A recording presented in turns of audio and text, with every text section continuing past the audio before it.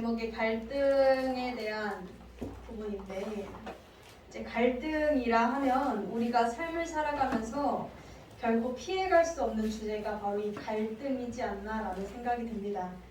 어떤 사이의 관계이든지 또 어떤 목적을 두고 모인 공동체, 집단이든지 갈등은 크고 작게 마주하게 되는 것 같습니다.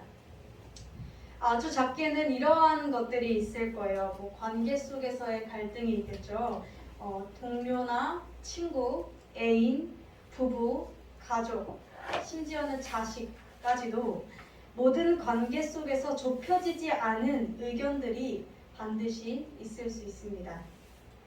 또 이러한 좁혀지지 않은 의견 대립이 있을 경우에 종종 우리는 저 사람을 용납할 수 없다. 저 사람을 받아들일 수 없다. 저 사람이 대체 뭐라는지 나는 이해할 수가 없다라고 우리는 종종 이야기하곤 하죠. 또 공동체적으로 생각을 해보면 회사, 직장 내에서 또는 학교 내에서 또는 가정 내에서 교회 내에서 수없이 벌어지는 갈등들이 존재합니다. 한국교회에 교단이 굉장히 많아요. 그렇죠? 정말 많아요. 정말 많은데 교단이 이렇게 많아진 것도 사실은 갈등 때문이죠.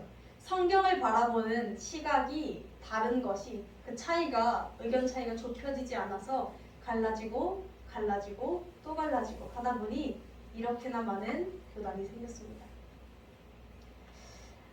또 더 크게 사회적으로 보게 되면 사회 전반적으로 현재 이런 혐오가 지배하는 세상, 갈등이 주를 이루는 세상, 양극화된 그런 갈등들이 우리 사회 전반 속에 스며들어 있고 이러한 것들이 지속되어 가고 있죠.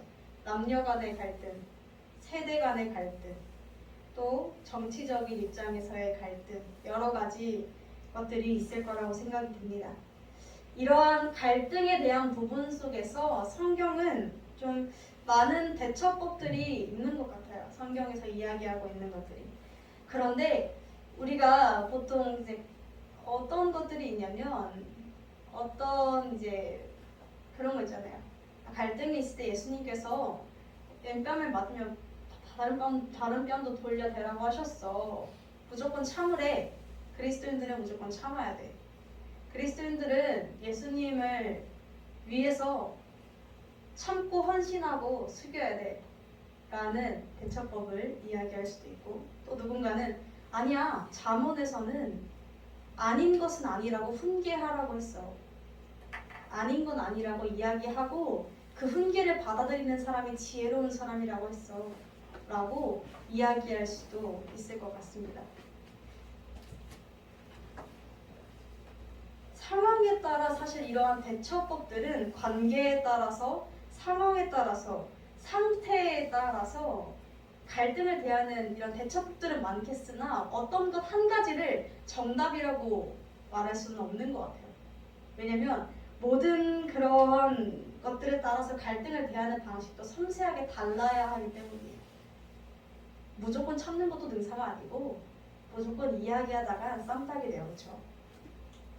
이게 그래서 참 애매한 부분인데, 그렇다면 그리스도인들은 이러한 갈등들을 대할 때 어떤 마음을 가지고 어떠한 방식으로 대해야 하는 걸까요? 성경은 갈등에 대해서 우리 성도들에게 어떻게 이야기를 해주고 있는지 우리가 이 시간 함께 나눠보고자 합니다. 결론부터 이야기하자면 성경이 우리에게 이야기해주는 바는 행동 지침서가 아니라 방향성이라는 것입니다. 이것을 절대 잊으시면 안 됩니다. 성경은 행동 지침서가 아닙니다. 손에 들고 다니는 핸드북에 들고 다니면서 이럴 땐 이렇게 하고 이럴 땐 이렇게 하고 라는 이런 행동 지침서가 아니라 하나의 진리, 하나의 올바른 방향성을 제시합니다. 그리스도인들에게는 갈등을 비롯한 모든 삶에 있어서 갈등도 물론이고 다른 어떠한 상황에서든지 예수님으로 인한 그 진리로부터 생긴 바르고 올곧은 방향성, 때로는 줏대가 있어야 된다는 얘기죠. 바르고 올곧은 줏대. 오늘 본문의 내용을 살펴보게 되면 굉장히 흥미로운 내용들이 등장합니다. 흥미로운 본문이에요. 어떤 내용이죠? 바울이라는 사람과 바나바가, 소제목에 혹시 뭐라고 적혀있나요? 성경책에. 바나바가 갈라서다. 바울과 바나바가 갈라서다라고 나와 있습니다. 이게 저는 개인적으로 성경을 읽을 때 약간 막장 드라마 같은 이야기 부분들을 굉장히 좋아합니다. 그러니까 많이 싸우는 부분들 있잖아요. 뭔가 계속해서 갈등이 끊이지 않는 부분들이 사실은 제일 재밌어요. 읽다 보면. 이게 남싸움 얘기가 제일 재밌는 법인데, 오늘 본문 39절에 보면 어떻게 이야기하냐면 서로 심히 다투어, 그러니까 바울과 바나바가 서로 심히 다투어 피차 갈라서니 라고 이야기합니다. 이 문장이 우리를 이 본문을 꽂히게 하는 것 같습니다. 바울과 바나바는 이제 정말 이 둘의 관계는 사실 끈끈한 사이였어요. 혹시 바울 아시나요? 바울이 어떤 사람이었는지? 그럼 혹시 바나바도 아시나요? 바나바는 익숙하지 않아요. 그렇죠? 자, 바나바는 어떤 사람이냐면 이름의 뜻은 위로의 아들이라는 뜻입니다. 중요하지 않아요? 위로의 아들, 그냥 그런 사람이에요. 근데 이 당시에 우리는 바울이 좀 더 익숙해요. 그렇죠? 바울이 좀 더 익숙한데 이 당시에는 바나바가 좀 더 유명한 사람이었습니다. 초대교회 내에서. 입지가 탄탄했어요. 사도행전 11장 24절에 이렇게 등장합니다. 우리 함께 읽어볼까요? 시작. 바나바는 착한 사람이요 성령과 믿음이 충만한 사람이라. 이에 큰 무리가 주께 더하여 지더라. 아멘. 제가 바울과 바나바가 어떤 사이였는지를 말씀드릴게요. 자, 바울이 이름 개명하기 전에 누구였을까요? 이름이? 사울에서 예수님 만나고 나서 바울로 바뀐 거예요. 사실 이게 또 개명한 건 아니고 어느 지역에 따라 이름이 달라진 거긴 한데 어쨌든 사울에서 바울이 됐어요. 그렇죠? 근데 사울일 시절에 이 사람이 뭘 하고 다녔냐? 편의상 바울이라고 통일시킬게요. 바울이 뭘 하고 다녔냐? 바울은 예수님을 정말 더럽게 싫어했어요. 그래서 예수님의 제자들을 죽이는 역할을 했어요. 바울은 이 당시 권력도 좀 있었어요. 나름 사회 속에서 어느 정도 입지도 있었어요. 그래서 죽이는 게 가능했어요. 얘가 도장만 한번 찍으면 그리스도인들 목이 날라갔어요. 교회가 불이 탔어요. 가족들이 죽어나갔어요. 그런 사람이었습니다. 그런 사람이었던 바울이 어느 순간인가 예수님을 만납니다. 예수님이 직접 이 사람에게, 바울에게 찾아와 만나주시죠. 바울은 알았습니다. 아, 예수님이 살아계시는구나. 그때부터 바울이 방향성을 바꿉니다. 이제는 내가 예수를 전하고 다녀야겠다. 참 좋아요. 참 좋은데 문제가 있습니다. 우리가 생각해 볼게요. 자, 어느 날 바울이라는 사람이 우리 교회에 와서 여기 핸드폰을 기준으로 이쪽 5분을 죽였다고 생각해 봅시다. 왼쪽 5분을 죽이고 땅만땅 쳐서 죽였어요. 그 다음날에 예수님을 만났대요. 그러고 와서 우리 교회에 들어와서 나도 함께 예수님을 전하게 해주십시오 라고 이야기하면 여기 계신 성도님들은 뭐라고 이야기를 할까요? 그 사람에게 미쳤다고 하지 않을까요? 받아들일 수 있으세요? 다현 성도님은 받아들일 수 있을까요? 내 언니를 어제 죽였어요. 근데 오늘 갑자기 다현아, 내가 어젯밤에 예수님을 만났어. 내가 진짜 나연 성도님을 죽인 게 너무 잘못된 걸 알았어. 나를 좀 받아줄래? 라고 하면 받아들일 수 있을 것 같아요? 못 받아들이겠죠.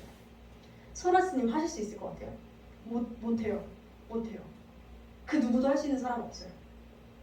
그래서 바울이 되게 의기양양하게 갔는데 예루살렘에 가서 나도 좀 껴주십시오 라고 했는데 성도들이 받아주지를 않았어요.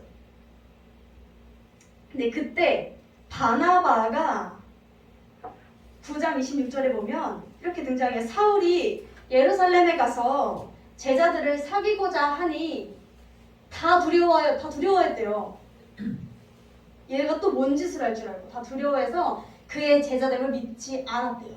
그랬는데 이때 바나바가 사도들에게 가서 그가 사울 바울이 어떻게 예수님을 만났는지 같이 해명해 준 거예요.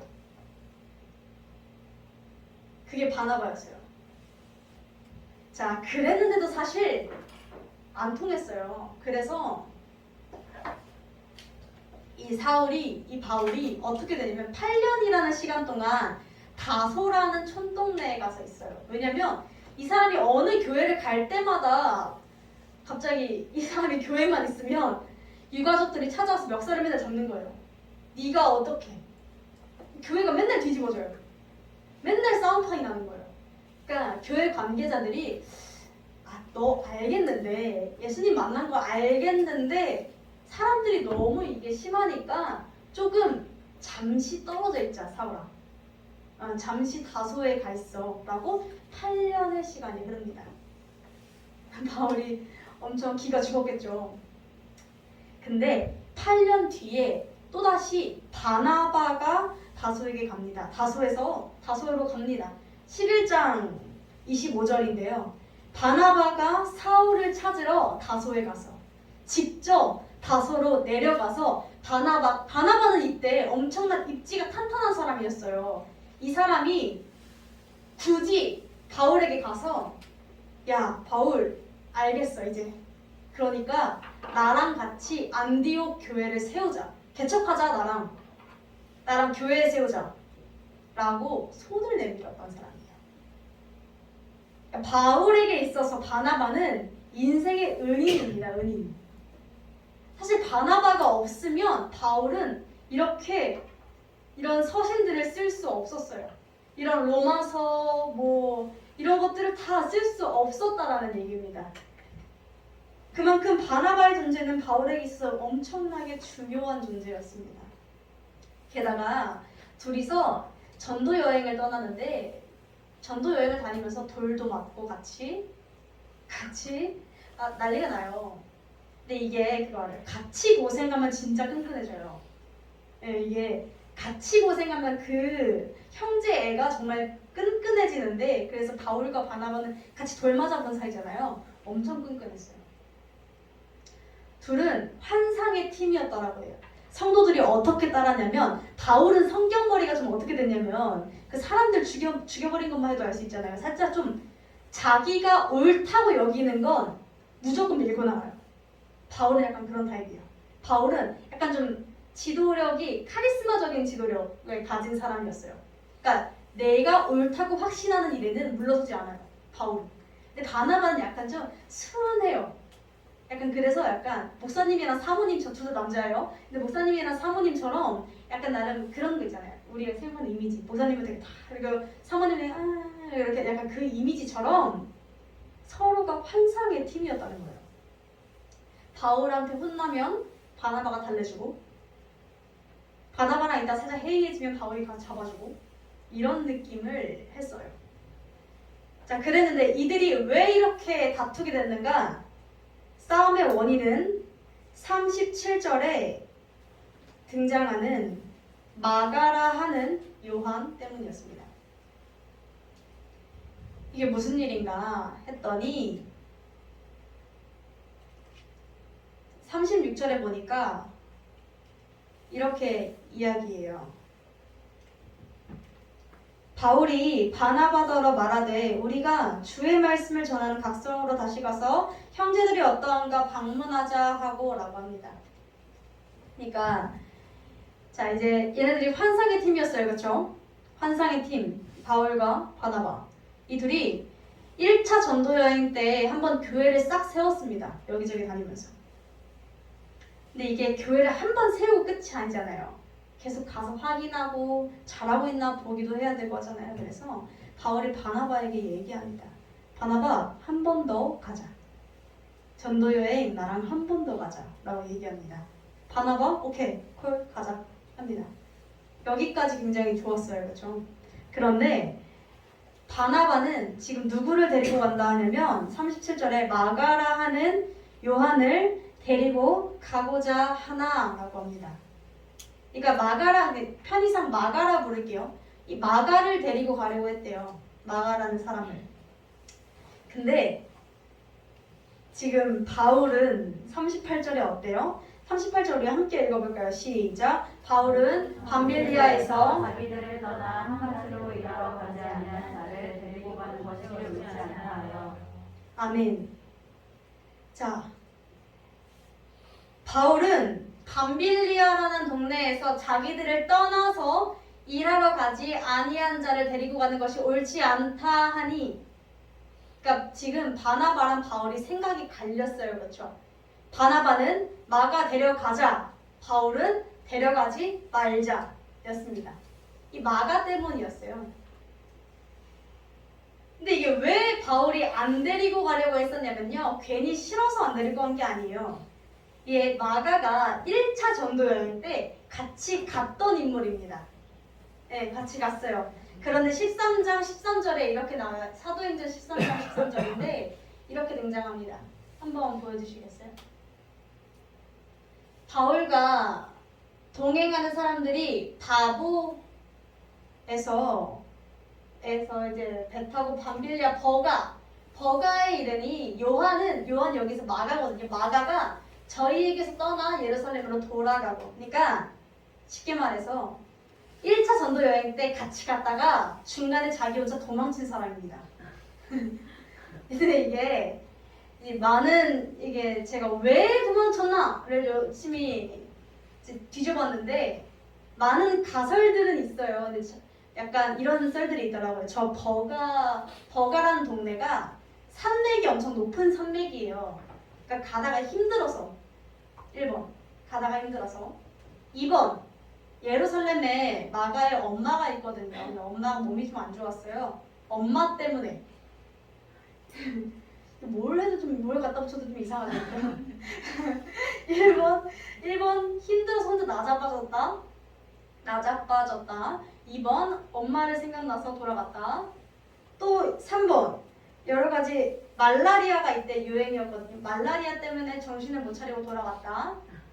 또는 여러 가지가 있어요. 굉장히 가설들은 되게 많은데 정확한 건 알 수 없어요. 이건 천국 가서 물어봐야 돼요. 근데 뭐 어쨌거나 결론은 마가는 중도 탈락한 인물이었어요. 그래서 이 당시 마가가 굉장히 사고 뭉치였거든요.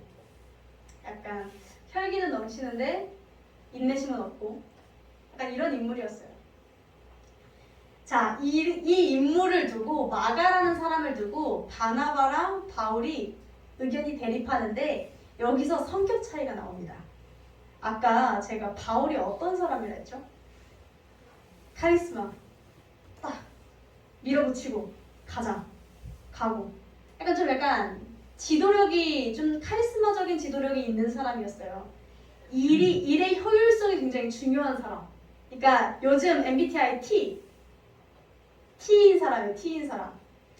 그러니까 효율성을 따져봤을 때 마가는 2차 여행을 따라가는 게 나아요? 여기 있는 게 나아요?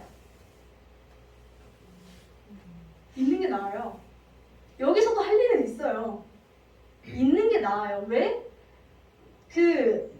바울이랑 바나바랑 수행원들을 몇 명 데리고 갈 텐데 이 중에서 한 명이 빠지면 그게 타격이 엄청날 거 아니에요. 각자 맡은 역할이 있는데 이거 마가가 빠지면 다른 애들이 그 일 채워야 되잖아요. 그러니까 애초에 다른 애 데리고 가는 게 낫다 라고 생각했어요. 이 일에 적합하지 않아. 마가 두고 가자. 바나가 어떤 인물? MBTI F. 감성적이에요. 어떻게 그래. 데리고 가자. 심지어 이게 그런 썰이 있어요. 이게 썰이 아니라 진짜인데 바나바가 마가 외삼촌이에요. 얼마나 안쓰러워요. 애가 엄마가 얼마나 보고 싶었으면 돌아왔겠냐. 이번엔 안 그럴 거야. 다시 한 번 더 데리고 가자. 이번에 한 번 더 기회 주자. 바나바는 약간 그런 사람이었어요. 좀 약간 유한 방법을 택하고 바울 때도 그랬잖아요. 실패한 사람을 다독여주고 같이 한번 해보자 라는 뭐가 됐든 사람이 더 중요하지. 바울은 야 일단 일이 중요하지. 약간 이런 성향의 차이가 있었다라는 거예요. 결국 이 사건을 통해서 굉장히 서로 다른 방식으로 인한 의견 충돌이 일어났습니다. 우리는 이 사건을 보면서 이렇게 생각할 수 있어요. 저 대단한 사역자도 싸우는구나. 뭐 약간 그런 생각도 들 수 있지 않아요? 얘네도 싸우는데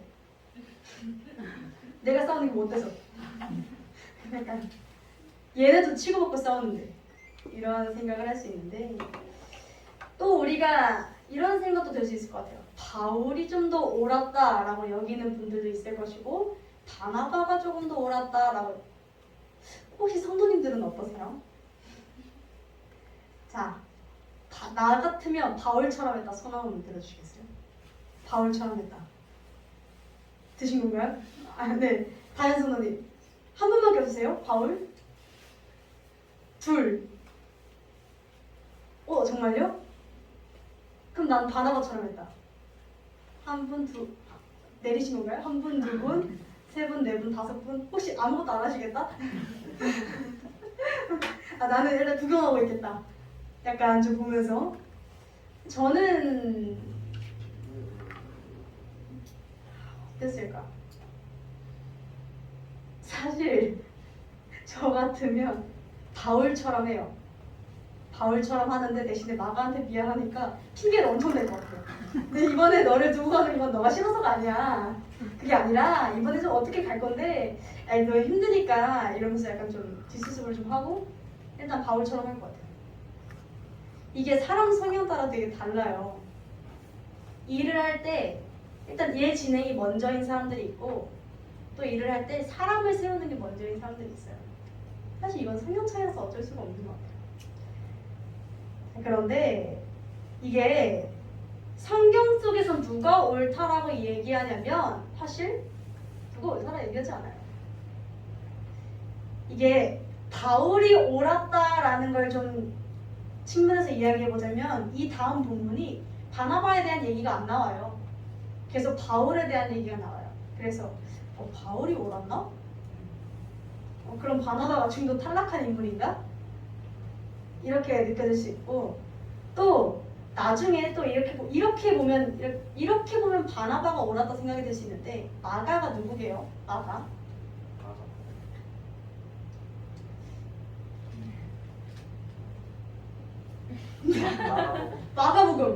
마가복음 쓴 사람이 마가예요. 이거 어마어마한 거예요. 사복음서 중에 하나를 썼다라는 건 심지어 마가복음이 마태, 마가, 누가, 요한복음 중에 제일 먼저 쓰여진 복음서예요. 엄청난 거예요, 진짜. 마가는 엄청난 인물이 됩니다. 심지어 마가는 나중에 바울의 동역자도 되고 베드로의 동역자도 되고 그러다가 나중에 순교합니다. 예수를 위해서 목숨을 버려요. 엄청난 인물이 돼요. 이렇게 보면 바울이 좀 잘 세워나갔으면 좋겠네 라는 생각이 들 수도 있어요. 둘 중 누가 옳았다 틀렸다라 이야기할 수는 없지만 둘은 각자의 가치관이 굉장히 분명했습니다. 그리고 성향과 일하는 방식이 확실했어요. 그 가운데서 의견들이 굉장히 첨예하게 갈렸다라는 것이죠. 근데 물론 이 두 사람 모두 다 주님의 충성된 일꾼이었고 복음을 위해 주님을 위해서 사실 전도여행을 가는 목적이 그렇잖아요. 교회를 위해서 주님을 위해서 가는 것인데 목적은 같았으나 그들이 사람을 쓰는 방법과 일하는 방식이 달랐던 것이죠. 자, 우리가 이 본문을 통해서 어떤 것들을 느껴야 할까요? 아까 이야기했듯이 쟤네도 싸우네, 나도 싸울 수 있어. 일까요?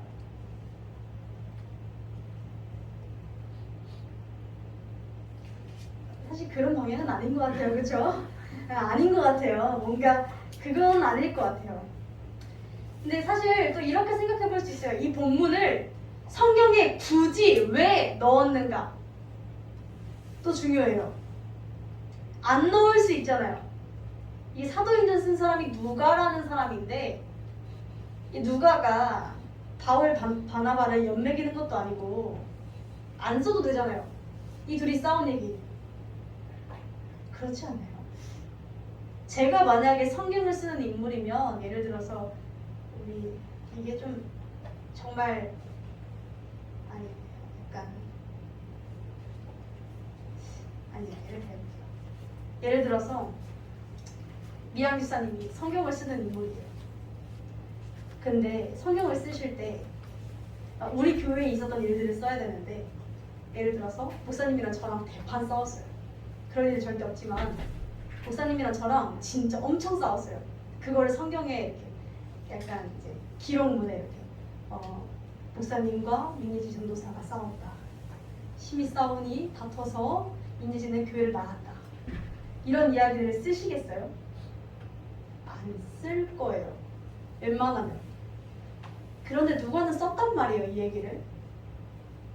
왜 썼냐면 우리가 이것을 통해서 세 가지를 좀 짚고 넘어가기를 원합니다. 첫 번째는 갈등은 누구와도 언제든지 있을 수 있다는 거예요. 이 부분은 우리가 깔끔하게 인정하고 넘어가야 돼요. 이게 성경도 갈등, 분노, 싸움, 다툼 이거를 부정하지 않아요. 이제 어떤 분들은 아예 분노라는 감정을 내가 예수를 믿는다는 이유로 분노를 억누르시는 분들이 있어요. 또는 갈등은 모든 게 다 부정적이야. 갈등이 있으면 안 돼! 라고 여기시는 분들이 간혹, 아니 대부분 많은 분들이 있어요.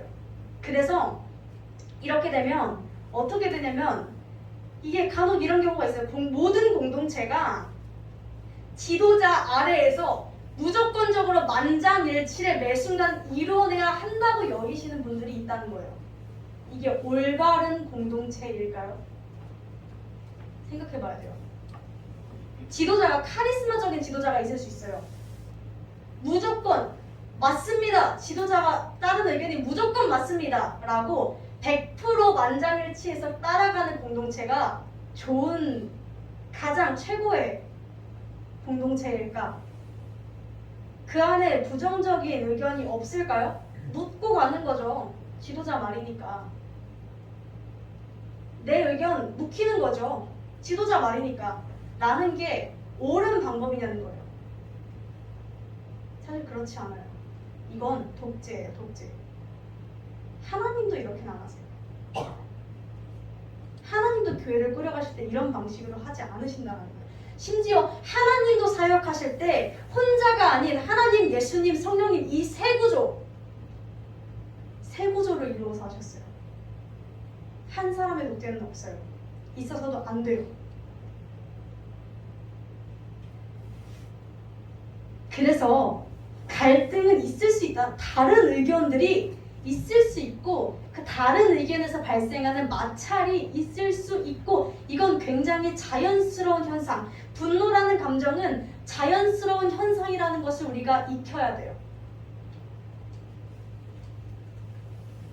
계속해서 나와 다른 이랑 마주한다는 것은 내가 가지지 못한 시야를 발견한다는 이야기고 그렇다는 것은 다른 이들에게 배울 수 있는 기회가 된다는 것입니다.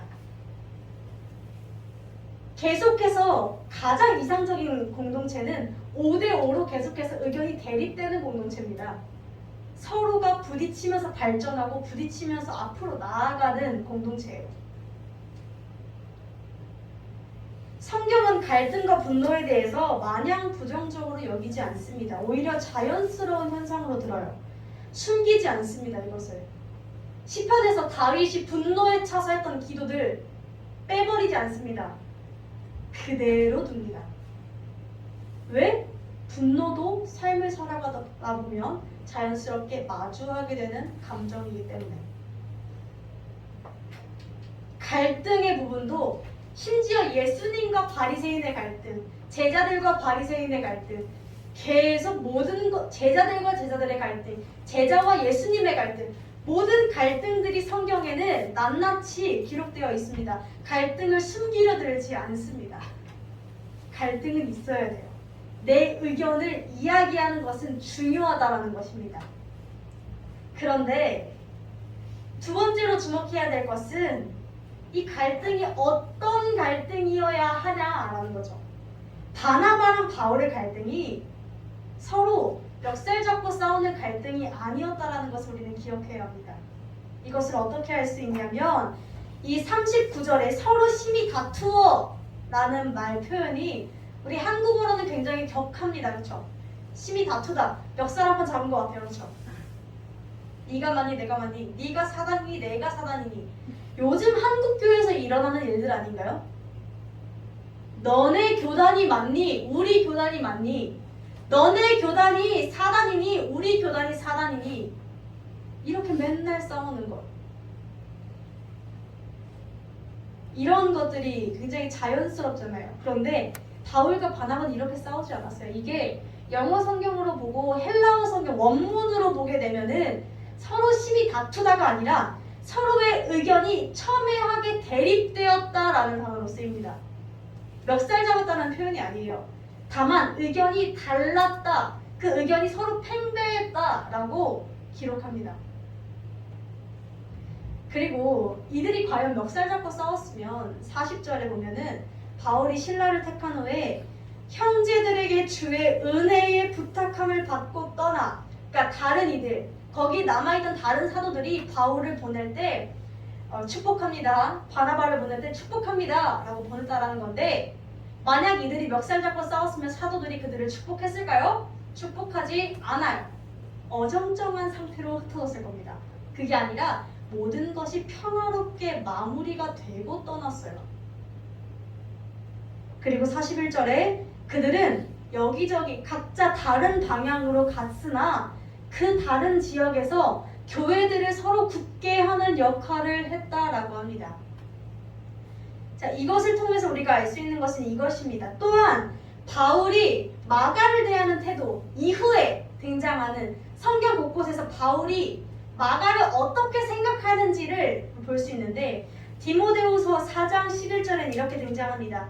바울이 디모데에게 이야기할 때 너가 올 때 디모데야 네가 나한테 올 때 이때 바울이 갇혀 있었거든요.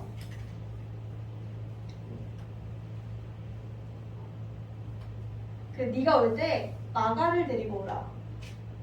저가 나의 일에 유익하니라. 자, 또 골로새서 4장 11절에 나와 함께 갇힌 아리스타고와 바나바의 형제 마가와 마가에 대해서 너희가 명을 받았음에 그가 이르거든 영접하라. 마가에 대한 축복. 또한 빌레몬서 1장 24절. 또한 나의 동역자 마가. 다 바울이 한 얘기예요. 바울은 지금 마가를 어떻게 대하고 있어요? 나의 동역자, 나의 일에 유익이 되는 자, 나와 함께하는 자라고 이야기하고 있습니다.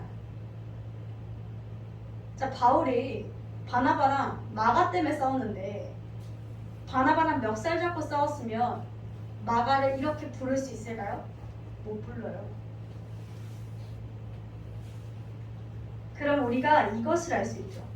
이들이 서로 심히 다투어 갈라섰다라는 표현은 서로 멱살 잡고 싸웠다가 아니라 서로 고소하고 의견이 다르다고 해서 서로 손가락질하고 삿대질하고 뒤에서 험담하고 이간질하고 하는, 우리가 생각하는 다툼이 아니라 의견의 대립으로 인한 갈등이었다는 것입니다.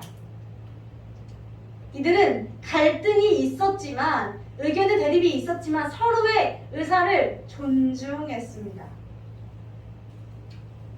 이들은 각자가 받은 은사, 서로 너랑 내가 다르다라는 것을 있는 그대로 받아들였다라는 것입니다. 이 과정이 쉬운 과정은 결코 아니었을 거예요. 얼마나 어려워요.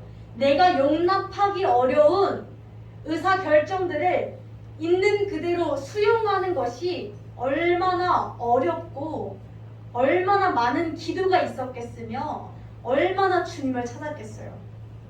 이것은 쉽게 이루어지는 일들은 아니에요. 그러나 이들이 계속해서 고민했던 것은 한 가지였습니다. 무엇이었냐면 예수님의 덕을 세우는 방법. 내 의견대로 행동을 이루어가는 것이 중요한 게 아니라 또 상대의 의견을 무조건적으로 맞춰주는 것이 아니라 너의 의견 존중하고 나의 의견도 있어. 그러나 중요한 건 예수님의 덕을 세우는 일이기 때문에 필요에 따라 우리 둘이 각자 다른 방향으로 나아갈 수도 합의점을 찾을 수도 내가 숙일 수도 너가 숙일 수도 있다라는 것입니다. 이들이 중요한 건 내 의견 내세우는 게 중요한 게 아니고 상대방의 내 의견 무조건 죽이고 상대방 의견에 맞춰주는 것도 아니고 예수님의 덕을 세우는 게 이들의 목표였습니다.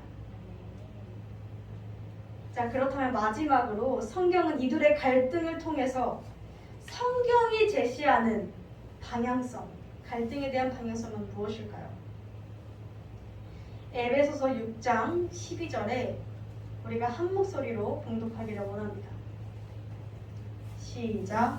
우리의 씨름은 혈과 육에 대한 것이 아니요 정사와 권세와 이 어둠의 세상 주관자들과 하늘에 있는 악의 영들에게 대하니라. 아멘. 자, 뭐라고 이야기합니까? 우리가 싸워야 할 대상은 바울이 얘기한 거예요. 내가 싸워야 할 대상은 바나바가 아니라 죄다, 죄. 내가 싸워야 할 대상은 마가 요한이 아니라 죄라는 것입니다. 사람이랑 싸우는 것이 아니라 서로가 싸우는 것이 아니라 죄와 대립하여 싸워야 한다라고 이야기합니다. 그래서 빌립보서 2장 3절에서 5절에 이렇게 이야기합니다.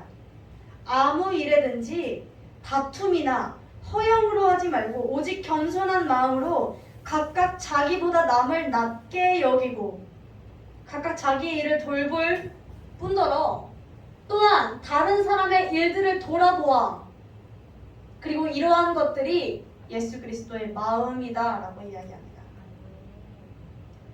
사랑하는 성도 여러분, 우리가 기억해야 하는 것은 이게 갈등도 포함이지만 모든 삶에 내가 어떠한 행동을 할 때 있어서 어떠한 말을 할 때 있어서 어떠한 상황에 처해졌을 때 있어서 그것이 갈등이라 할지라도 바라보아야 하는 궁극적인 방향성이 예수 그리스도의 덕을 세우는 일이라는 것입니다.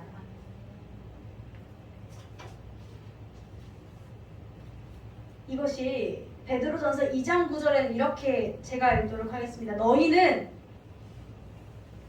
이것은 제가 이야기해드리지 않았어요. 너희는 택하신 족속이요 왕같은 제사장이요 거룩한 나라요 하나님의 소유가 된 백성이니 이것은 너희를 어두운 데서 불러내어서 하나님의 기이한 빛에 들어가게 하신 그 예수 그리스도의 아름다운 덕을 선포하게 하려 하심이라. 아멘. 이것이 우리가 부름받은 이유이기 때문에 우리가 살아가야 하는 그 모든 방향성 역시 이것에 맞춰져야 한다는 것인 줄로 믿습니다. 택하는 방법은 상황에 따라 다를 수 있습니다. 이것은 지혜를 구해야 하는 영역이겠죠. 성경은 이에 대해서 행동 지침서를 주지 않았습니다. 겉면으로 남겨두었죠. 이들은 어떻게 택했냐면 서로 다른 방향성으로 가는 걸 택했습니다. 바울은 이쪽 지역으로, 바나바는 마가와 함께 이쪽 지역으로. 그래서 새로운 팀이 꾸려져요. 바울과 실라, 바나바와 마가 이렇게. 그렇게 둘은 흩어졌습니다. 그러나 이들이 서로 흩어진 이유가 내 의견, 너 의견 서로 싸우다 말이 안 통해서 흩어진 게 아니라 그것이 서로에게 낫고 예수 그리스도 안에서 가장 합리적인 방법이라고 의견이 마무리되었기 때문에 그들이 그렇게 했다는 것이죠. 중요한 것은 이들은 계속적으로 서로 동역자로 여기며 서로를 위하고 서로를 위로했습니다. 이들은 계속해서 고민했던 것이 단 한 가지였어요. 무엇이었냐면 예수님이라면 어떻게 하셨을까? 이 질문이 우리가 살아가는 매 순간 매일 던져야 하는 질문인 줄로 믿습니다. 이게 제가 한 번은 이런 적이 있어요. 어디선가 이제 저와 이제 갈등이 생긴 한 경우가 있었는데 이 친구가 이 자식이 이 사람이 저의 이야기를 여기저기 막 이렇게 하고 다니는 거예요. 어느 사회 집단에서나 일어나는 게 정치질이죠, 정치질. 이렇게 저기서 막 얘기를 하셨어요. 들으니까 이 자식이 이렇게 들은 거예요. 가장 그 이야기를 전달해준 가장 친한 동기와 이 이야기를 했습니다. 가서 때릴까? 이 자식이 이러면서 이야기를 했어요. 하다가 이제 더 이상 할 말이 없는 것 같아서 가만히 있다가 이렇게 이야기를 한 것 같아요. 내 감정은 이래. 내 감정은 지금 당장 가서 멱살을 잡고 싶어. 네가 왜 이런 얘기를 이렇게 하고 싶은데 중요한 건 이건 내 감정이라서 부인할 수 없다. 지금 내가 당장 이걸 들었을 때 내 반응이야. 그러나 여기서부터 중요한 건 내가 행동을 할 때, 앞으로 대처해 나갈 때 내 감정대로 밀어붙일 것이냐, 아니면 하나님이 이 상황 속에서, 이 어쩌면 어려움의 상황 속에서 어떤 방향으로 나아가고 이것을 어떤 기회로 삼을지 나에게 알려주시는 그 기회라 생각하고 그 행동을 하나님의 뜻에 맞추어 예수님이라면 이렇게 하셨을 거야 고민하면서 발을 내딛느냐는 내가 씨름해야 될 영역인 것 같다 라고 얘기를 했어요. 그래서 내가 그러한 용납되지 않는 상대를 만날 때, 갈등이 너무나 첨예하게 일어나서 도저히 받아들일 수 없는 상대를 만날 때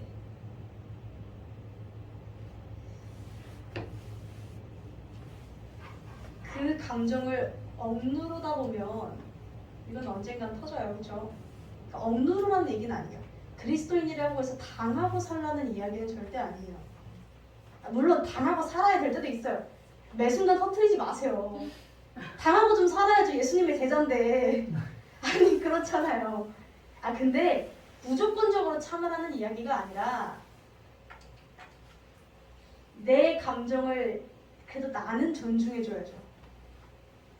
하나님이 내 감정을 존중하시듯이 나도 내 감정을 존중해줘야 돼요. 이건 내 건강한 마음 상태를 만들기 위해서. 다만 그런 내 감정을 부인하지는 말되 이것을 행동으로 옮겨나갈 때 죄악의 행동으로 옮겨나가지 말라는 거예요. 그러니까 이런 거죠. 얘가 나한테 똥 던졌다 해서 나도 똥 던지지 말라는 거예요. 굳이 그러지 마시라는 거죠. 왜? 예수님이라면 그렇게 하지 않았을 거니까.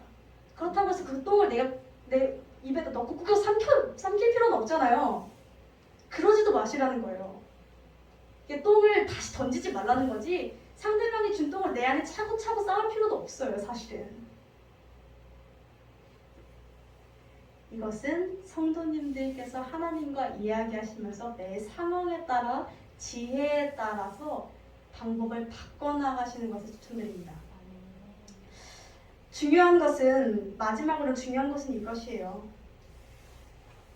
분노의 감정, 갈등의 상황, 부딪힘의 상황, 용납할 수 없는 일들을 만났을 때 그것을 느낄 수는 있습니다만 그것을 어떻게 해소하고 표출하느냐? 나에게 주어진 자유의지, 나에게 주어진 그 선택의 기로에 있어서 우리가 고민해야 하는 것은 하나님의 덕을 조금 더 세울 수 있는 방향, 예수님의 선을 조금 더 이루는 방향으로 나아가는 것, 그것이 우리에게 남겨진 과제라는 것이죠. 우리가 계속해서 놓치지 않아야 하는 것은 갈등의 상황에 있어서 가장 많이 흔들리는 것인데, 이 자식은 나한테 왜 그래? 는 사실 생각해봤자 답도 안 나오고 나만 힘듭니다. 이게 그 사람을 위해서 그렇게 생각하지 말라는 게 아니라 나를 위해서 그렇게 생각하면 힘들어요. 이 사람 이제 나한테 왜 답이 안 나오거든요. 내가 가서 물어볼 것도 아니고, 물어본다고 해서 얘기해 줄 것도 아니고, 그게 아니라 내가 어떻게 해야 이 상황이 벌어졌고 어떻게 해야 내 행동이, 나는 왜 지금 이런 반응이 나오며 나는 왜 지금 여기에 아파하고 있으며 나의 행동은 어떻게 나아갈 것인가, 이게 조금 더 현실적인 고민이라는 것이죠. 저와 여러분이 바울과 바나바가 심한 갈등의 상황 속에서도 놓치지 않았던 방향성, 예수 그리스도라면 어떻게 했을 것인가 라는 이 고민을 포기하지 않기를 원합니다.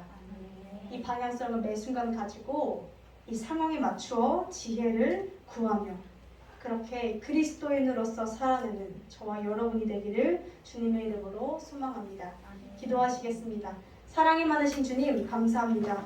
주님, 오늘 이 시간 우리가 바나바와 바울의 갈등을 통하여 갈등에 대해서 성경은 무엇라 말씀하시는지를 우리가 함께 나누고 살펴보았는 줄로 압니다.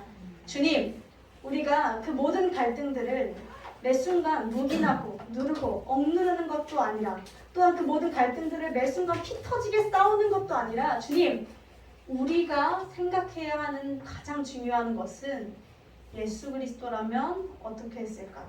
예수 그리스도가 내 마음을 어떻게 만지시나? 예수 그리스도가 나를 어떻게 위로하시고 그 위로를 힘입어 내가 어떻게 나아가기를 원하시는가를 집중하며 나아갈 수 있도록 도와주시옵소서. 매 순간 우리에게 지혜를 허락하시고 능력과 당신의 그 모든 은혜를 허락하여 주시옵소서. 예수님의 이름으로 기도드렸습니다. 아멘.